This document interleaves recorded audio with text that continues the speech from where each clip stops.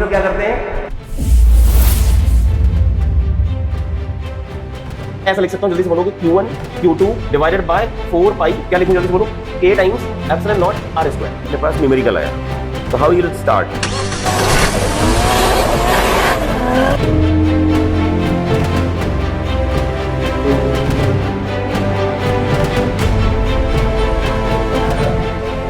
हाँ है तो hello, good afternoon, good afternoon, good afternoon. सब लोग एमपी बोर्ड है, सीबीएसई सब मिक्स है, फिजिक्स कॉमन है। कौन कौन सी की बुक्स लेके आप लोग बैठे अभी राइट नाउ क्या कर रहे हो, मतलब रिवीजन के लिए क्या कर रहे हैं, प्रीवियस ईयर कर रहे हैं? हाँ, प्रीवियस ईयर के या फिर एनसीईआरटी कर रहे हैं? प्रीवियस ईयर के ही कर रहे हैं, बढ़िया। कौन कौन से हैं? एक 13th ग्रुप हो गया और एक 15th ग्रुप हो गया। 15th ग्रुप जो है वो क्या है, नाइट्रोजन फैमिली हो गई। तो उसमें और कार्बन फैमिली में डिफरेंस कहाँ पे आ जाता है, इलेक्ट्रॉन्स में। तो इलेक्ट्रॉन रिच कौन हुआ, 15th। तो जब डोपिंग कराएंगे तो यानी कि आउटर ऑर्बिट में कितने इलेक्ट्रॉन होंगे, 5, और कार्बन फैमिली में कितने हैं, 4। तो पॉइंट समझ गए? हाँ ना। अरे मैं पढ़ाना स्टार्ट नहीं किया, पढ़ाना स्टार्ट करूंगा अभी मैं, और बहुत तुम्हें पहले मोमेंटम पे लाऊंगा, उसके बाद पढ़ाऊंगा। मेरा काम यही है कि जब तक आप मेरे साथ पैरेलल नहीं हो जाते तब तक आप अपन स्टार्ट नहीं करेंगे, और बहुत जल्दी करेंगे अपन, बहुत ज़्यादा टाइम नहीं लगेगा। और तुम्हें करा भी दूंगा, इतना सारा काम करा दूंगा कि सब एग्जाम में दिखेगा भी, आपको प्रॉपर दिखेगा, सवाल भी दिखेंगे, और काफ़ी चीज़ें ऐसी दिखेंगी कि यार सर ने ये चीज़ बोली थी और सब कुछ आया है। तो जितने निगेटिव वाले एसी वाले पार्ट होते हैं उनको किसमें कन्वर्ट कर देता है, वो पॉजिटिव वाले। रेक्टिफायर का काम क्या है, एसी को किसमें कन्वर्ट करना, डीसी में, है ना। और half wave rectifier, half cycle, यानी पॉजिटिव वाले को वहीं रहने देता है और निगेटिव वाले को हटा देता है, रिमूव कर देता है, हाँ ना। फोर्थ मुझे नहीं पता नाम, MEC, that is magnetic effect of current, ठीक है, वो करेंगे। रे ऑप्टिक्स, रे ऑप्टिक्स में क्या, लेंस परेशान करते हैं। टेलीस्कोप तो आसान है यार, बहुत आसान है, उसके डेरिवेशंस आते हैं। हाँ, डेरिवेशंस आते हैं, एक तो कंपाउंड माइक्रोस्कोप और दूसरा सिंपल। तो बहुत ही सिंपल है, सिंपल तो बहुत सिंपल है, वो तो सारे याद करा दूंगा मैं, सारे याद कर दूंगा। चलो, इलेक्ट्रोस्टैट कैसा है, वो ठीक है, प्रॉपर। अच्छा, आंसर कैसे लिखते हैं आप, जैसे आंसर लिखेंगे आप जब एग्जैक्टली नोटबुक में, तो आप कैसे लिखते हैं, जैसे मान लो सपोज दैट कि कोई अपने पास न्यूमेरिकल आया, तो हाउ यू विल स्टार्ट, पहले गिवन लिखना है, उसके बाद फार्मूला, फिर उसके बाद सब्स्टिट्यूशन। इसी ये वर्ड लिखना पड़ेगा, क्या लिखना पड़ेगा, सब्स्टिट्यूशन। सब्स्टिट्यूशन मतलब वैल्यू सब्स्टिट्यूट करने वाले, और साथ में क्या, यूनिट, साथ में क्या मेंशन करना पड़ेगा, और ये बताना पड़ेगा, जैसे यूनिट लिख दिया ना अपन ने, उसमें ये भी बताना पड़ेगा एसआई यूनिट यूज कर रहे हैं, कौन सी, एसआई यूनिट। यदि वो बोलते हैं कि भाई सीजीएस में, तो सीजीएस लिखेंगे, एसआई बोलेंगे तो आपको ये बताना पड़ेगा ये एसआई यूनिट है। और जब न्यूमेरिकल का फाइनल आंसर आ जाए फिर क्या करेंगे, अरे आंसर तो ठीक है, लेकिन उसमें क्या करना अपने को, बॉक्स में उधर ऑब्जेक्टिव्स आते कि नहीं आते, आते हैं ना स्टार्टिंग में। तो ऑब्जेक्टिव्स में क्या होता है, मैंने देखा उसमें प्रीवियस ईयर के पेपर्स देख रहा था, तो उन्होंने कि कैपेसिटेंस की यूनिट क्या है, कैपेसिटेंस की यूनिट क्या है, फैराड। क्या है, फैराड बड़ी यूनिट है कि छोटी यूनिट है, फैराड बहुत बड़ी यूनिट है। क्या बोला, फैराड बहुत बड़ी यूनिट है। आपने देखा होगा जितने क्वेश्चन न्यूमेरिकल देखोगे ना, तो जैसे कैपेसिटर देख रखा है, तो उसका कैपेसिटेंस देगा माइक्रो फैराड, किसमें, वो माइक्रो इसलिए लगा है क्योंकि फैराड क्या है, बहुत बड़ा। चलो स्टार्ट करते हैं, कहां से स्टार्ट करें, चलो बताओ।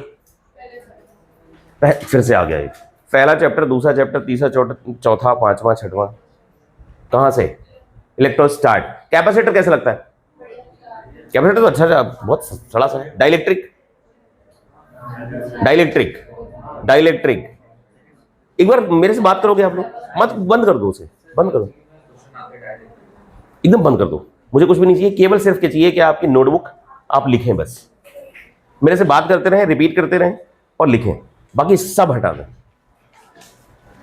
We don't require anything.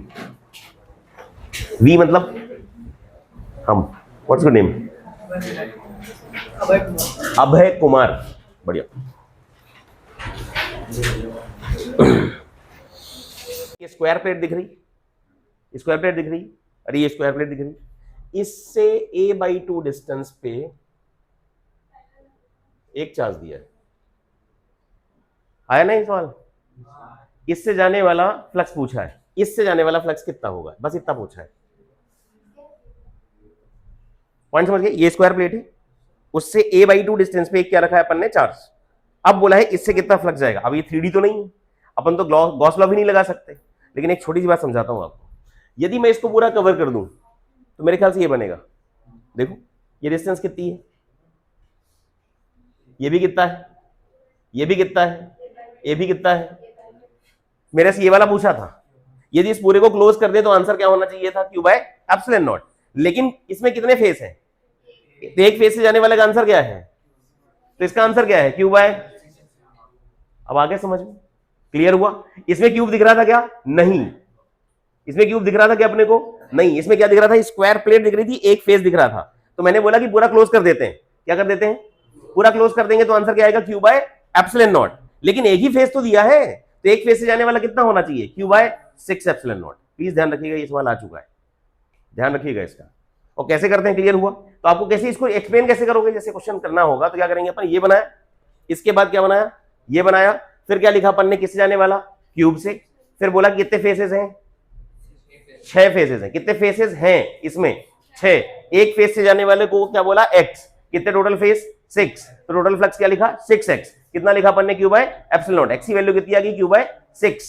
और x का मतलब क्या था, एक फेस से जाने वाला फ्लक्स। यहां पे कितने फेस, एक, तो कितना आंसर आया, क्यू बाय 6 एप्सिलॉन नॉट। कर लोगे अभी, एक्सप्लेन कैसे करना है समझ में आया? ये देगा, ये डायग्राम बनाना है, क्यूब का निकालना है, 6 टाइम्स करना है, 6 से डिवाइड करना है, खत्म। फिर से बोलूं,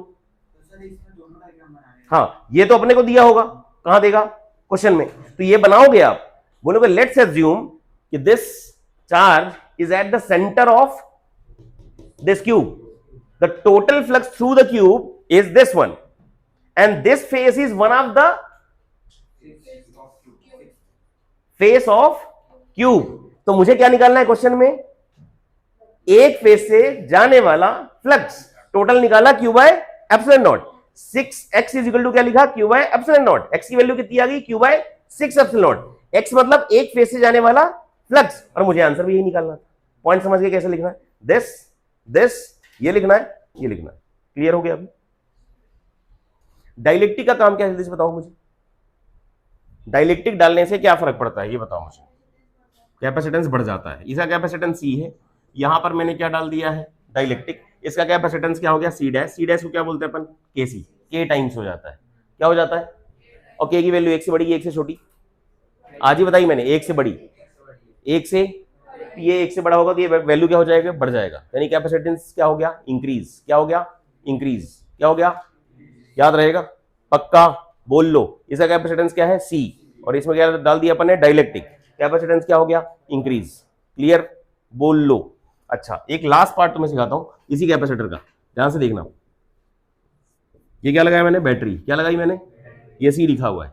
यहां पर मैं गया और यहां पर क्या कर दिया, फिर से वापस से बैटरी लगा के रखी, और यहां पर क्या डाल दिया मैंने, डाइलेक्ट्रिक। इसका कैपेसिटेंस क्या हो गया, अच्छा यहां क्या वोल्टेज बताओ, V। यहां पे क्या है, V। यहां पर चार्ज क्या लिखूंगा, QCV लिख सकता हूं।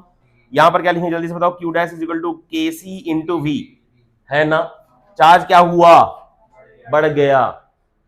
तो डाइलेक्ट्रिक डालने से कैपेसिटेंस बढ़ा, और यदि बैटरी सेम लगा के रखी है तो चार्ज भी क्या होगा, बढ़ जाएगा। याद रहेगा क्या, कैसे करना है समझ में, मेथड समझ में आ गया, ठीक है।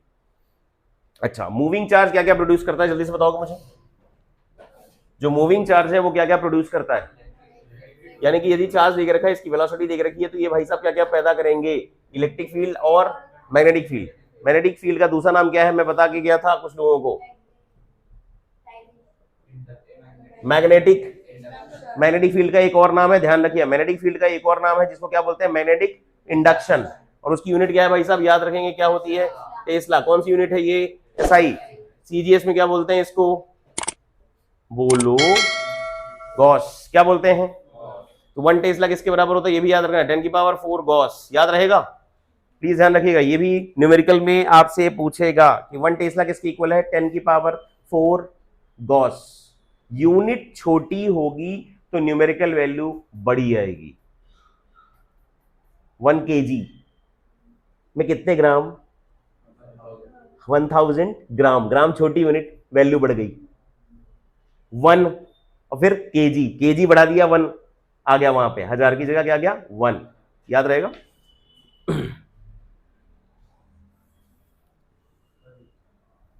चलो एक छोटी सी बात ध्यान से देखना भाई, ये चार्ज क्या है, यहां वेलोसिटी दिख गई आपको, मुझे यहां पर फील्ड चाहिए, क्या चाहिए, फील्ड, तो ये मेरा आर हो जाएगा। इन दोनों के बीच में एंगल कितना, जल्दी से बता दो, 0 दिख गया, दिख गया।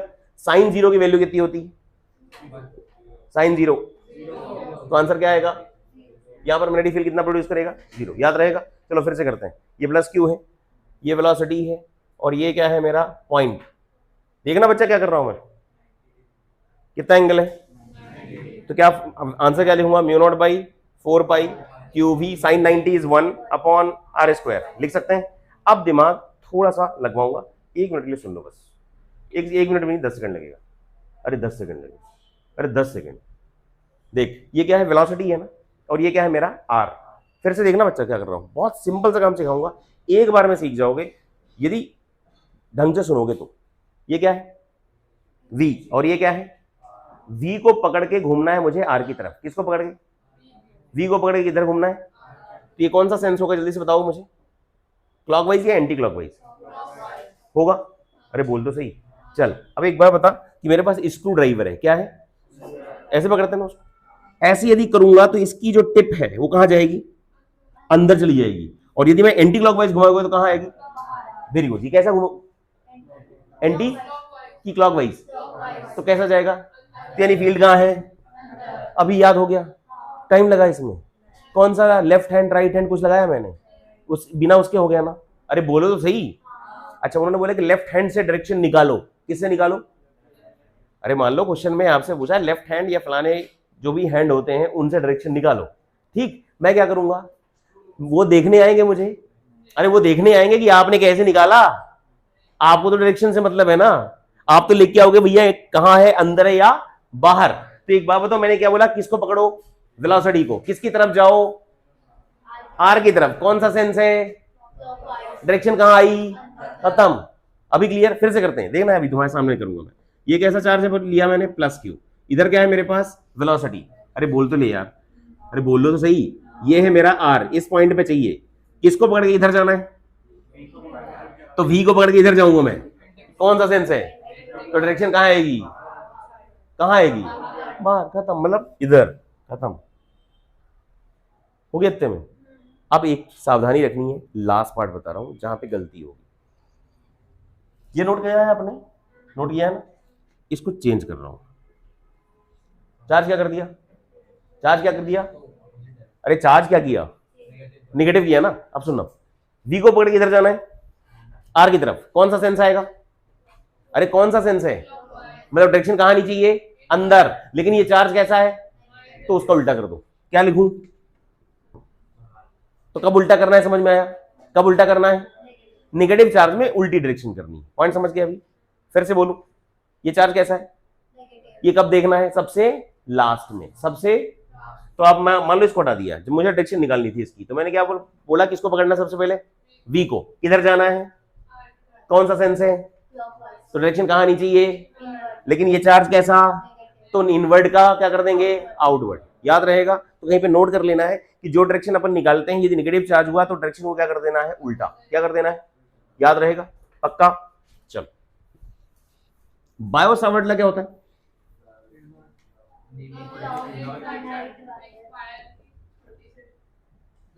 छोटा सा, हाँ यहां से आर डिस्टेंस पे, ये एंगल कितना है, थीटा, डीएल किस डायरेक्शन में लेते हैं, करंट की डायरेक्शन में, किसके डायरेक्शन में, करंट की, ये पॉइंट लिया अपन ने, इस पॉइंट पर यदि अपने को फील्ड लिखनी तो क्या लिखेंगे अपन, mu naught by 4 pi I DL cross R upon R cube, हाँ ना, इसी को बाद में ऐसे लिख देते हैं, mu naught I DL sine theta upon 4 pi R square, अरे आर स्क्वायर, एक आर कैंसिल आउट हो जाएगा, यही बोल रहे थे ना आप, ये मैग्नीट्यूड निकालने के लिए प्लीज ध्यान रखिएगा। अच्छा डायरेक्शन कैसे निकालनी वो देखो, ये क्या है, करंट है, यहां पे क्या चाहिए मुझे, डायरेक्शन, अरे देखो तो बहुत सिंपल सा काम बता रहा हूं, बहुत सिंपल सा, ये डीएल है, अरे यार करंट इधर है, मुझे यहां डायरेक्शन चाहिए इधर, ये क्या लिख दिया मैंने, डीएल को पकड़ के इधर जाने का है, डीएल को पकड़ के आर की तरफ, डीएल कहां है, ऊपर, कैसा सेंस है, डायरेक्शन किधर आएगी, तेल वहां की है।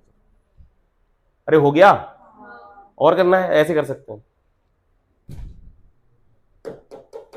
ये फिंगर्स कहां जा रही, तो डायरेक्शन कहां है, तो ऐसे करना है। इसको यदि पूरा घुमाते हुए आएंगे ऐसा, तो यदि मेरे को यहां से पूछा तो ये फिंगर्स घूम के कैसे पहुंचेंगे, ऐसे पहुंचेंगे ना, अरे ऐसे पहुंचेंगे ना, अरे ऐसे घूम के आएंगी, तो यहां पे डायरेक्शन कैसी आ रही है, अरे ये बाहर आ रही, क्लियर हुआ।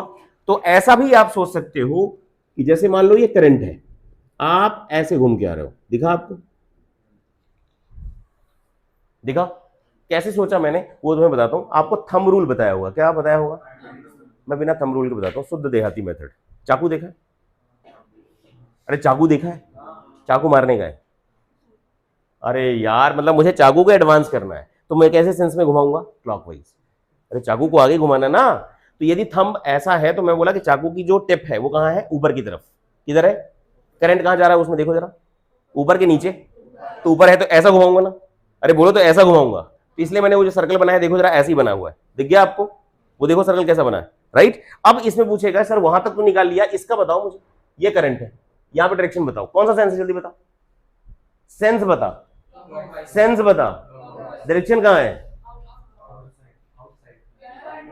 फिर से अभी सिखाया था, क्लॉकवाइज मतलब इनवर्ड, क्लॉकवाइज मतलब कुछ लगाया, थंब रूल लगाया, ये क्या दिख रहा है तेरे को, क्लॉकवाइज की एंटी क्लॉकवाइज, तो डायरेक्शन कहां है ना, अभी देखना मजे आएंगे तेरे को, देखिए एकदम जबरदस्त मजे आएंगे, एकदम फैंटास्टिक, ये दिख रहा है तुम्हें, देखना बच्चा ना, मैं इधर, मेरी आंख इधर है, कौन सा सेंस दिखेगा मुझे, इसको देख के कैसा दिखेगा, क्लॉकवाइज मतलब इधर, दिख गया अभी,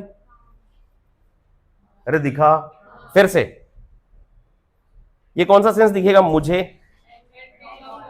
ये ऐसा दिखेगा, तो किधर आएगी,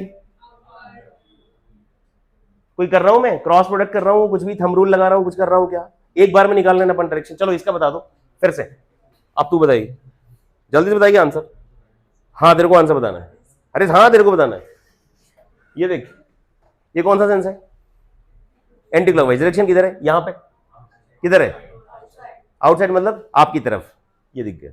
चलो अब एक काम कर लेते फिर से, इनवर्ट, मैं कर ही नहीं रहा, वो जो आप कर रहे हो ना, ये कर ही नहीं रहा, मैं सिंपल बोल रहा हूं, क्लॉकवाइज मतलब अंदर, एंटी क्लॉकवाइज मतलब बाहर, सिंपल, कर लोगे अभी, अरे बोल लो, डायरेक्शन का ही सबसे भयंकर रोल है इस पूरे चैप्टर में, और डायरेक्शन में लोग हमेशा कंफ्यूज होते हैं। मैं फिर से बोल रहा हूं कि आपको मैंने जो सिखाया, पहले बोला वी को पकड़ के आर की तरफ जाना है, सेंस डिसाइड करना है, सेंस यदि क्लॉकवाइज दिखेगा तो आपसे दूर आएगा, आपसे दूर, वी क्रॉस आर, आप मतलब मैं, इधर से दूर मतलब उधर, अभी ठीक है, फिर से बोलूं, वी क्रॉस आर मतलब कौन सा सेंस है, क्लॉकवाइज, मेरे से कहां आनी चाहिए डायरेक्शन, दूर, मेरे से अवे, अरे मेरे से अवे, अभी ठीक, एंटी क्लॉकवाइज करूंगा तो टुवर्ड्स मी, चल यहां पे करते हैं, ये कैसा सेंस है, टुवर्ड्स मी, दिख गया, ये कैसा सेंस है, अवे फ्रॉम मी, हो गया खत्म। इनवर्ड और आउटवर्ड कई बार आपसे मिस्टेक करवा सकते हैं, इसलिए मैं बोल रहा हूं कि आप जैसा देख रहे हैं उसको इस तरीके से कि क्लॉकवाइज मतलब अवे फ्रॉम यू, और एंटी क्लॉकवाइज मतलब टुवर्ड्स यू, ये कहीं पे लिख के रखना कि क्लॉकवाइज मतलब ना अवे, और एंटी क्लॉकवाइज मतलब डीएल क्रॉस आर से कई बार डायरेक्शन गलतियां करते हैं बच्चे, इसलिए मैं कह रहा हूं कि आप क्लॉकवाइज और एंटी क्लॉकवाइज पे जाओ, बहुत आसान हो जाएगा सब कुछ।